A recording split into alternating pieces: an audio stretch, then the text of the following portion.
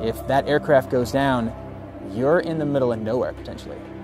You're not walking to a road. You know, you don't see lights in the distance. It is you in the desolate areas in Alaska, and it can be pretty frightening. If you can imagine being by yourself in the middle of nowhere, you just egressed from a fighter, and you're out there. You're floating to the earth, and all you see is thousands upon thousands of miles of nothingness, just trees and snow. We at Arctic Survival, otherwise known as the Cool School, we got about 8 instructors up here, and we focus solely on how to take care of yourself in an Arctic environment. We get people from all walks of life in the military here in Alaska mainly, but we get people from outside as well that come through the course because of where they work. The fact that they're flying a mission that is going to take them in potentially Arctic-like conditions. Therefore, they need to know how to take care of themselves in case the worst case scenario happens. They have to bail out, they crash, whatever it may be. Because quite frankly, it's a very harsh, difficult environment to have to deal with. When we end up having that individual on the ground, he's got a vest full of different types of equipment depending on what airframe he flies. And for the most part, that stuff is going to be very successful. It's all the other things that people are going to have issues with.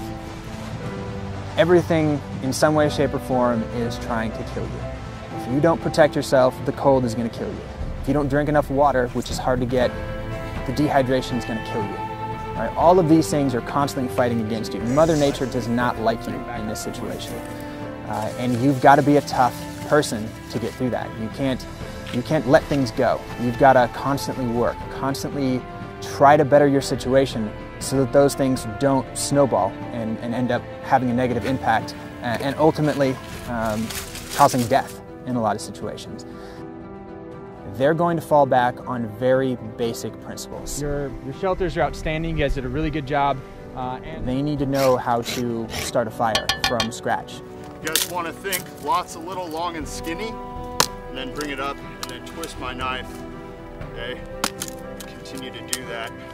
They need to be able to use a metal match, a very primitive way of making a spark, an ignition source, Dig in. to create a very small tinder. I'm going to spread it out like a deck of cards and place it on top just like so. We're left with pretty primitive means of getting rescued. We're left with a ground-to-air signal, a V, something that's going to signify to someone in an aircraft that I need to get out of here, I need help, I need to get picked up. And if you're in the middle of nowhere, who knows when they're going to see it? Who knows when they're going to fly close enough to see that signal that you made? They think, hey, I'm just going to get on my radio and make a call and I'll be out of here in a few hours. Well, what if you lose that radio? What if that piece of equipment doesn't work? What are you going to do to make it through the night? What are you going to do to make it through the next 48 hours?